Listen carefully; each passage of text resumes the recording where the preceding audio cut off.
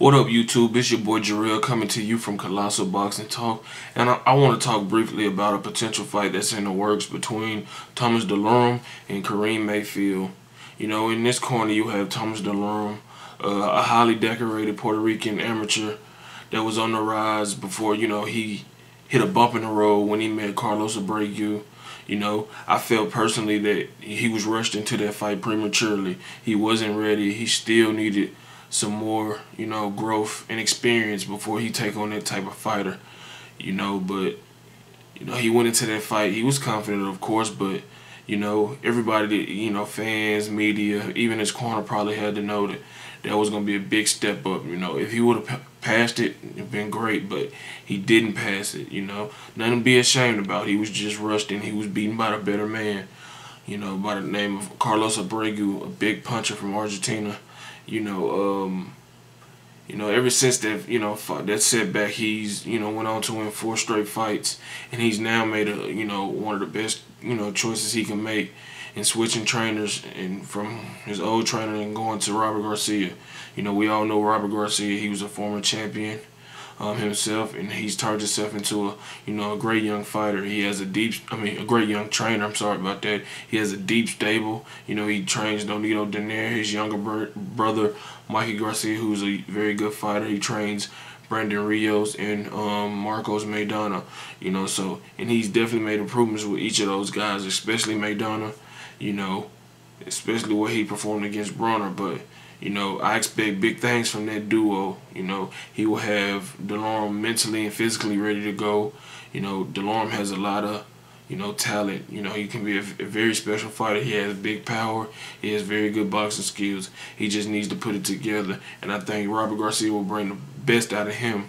And then over here you have Karim Mayfield. He's a big mouth guy. He loves to talk. He loves to call out fighters, but every time he's, mentioned or possibly in negotiations with a with a fighter that's, on his level or that can showcase his skills, it never happens, I think he was supposed to fight Hank Lundy on HBO, but he pulled out.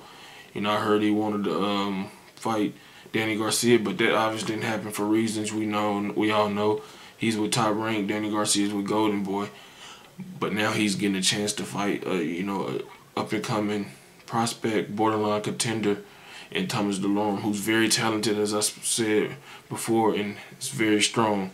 Karim Mayfield could win this fight. He has good power, not great, and he's sometimes overly aggressive. So I expect, if he's overly aggressive, I expect Durlome to, be patient, be calm, and counter him with something big. So Mayfield has to be aware of. He can't get reckless in the ring against Durlome, or he will pay for it, and pay for it in a big, painful way. A question I have about Durlome is, can his chin hold up?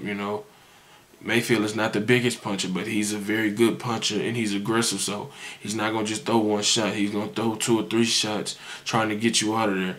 And if Durlome cannot take his shots, then that means he was possibly ruined by a breaker, which is unfortunate because, that fight could have been made now, instead of back then, 4 or 5 fights earlier. Instead of it being made back then, could have been made now. But if he can take, Mayfield's punches, I see him possibly winning by late KO or split or unanimous decision, because I would never count out a fighter.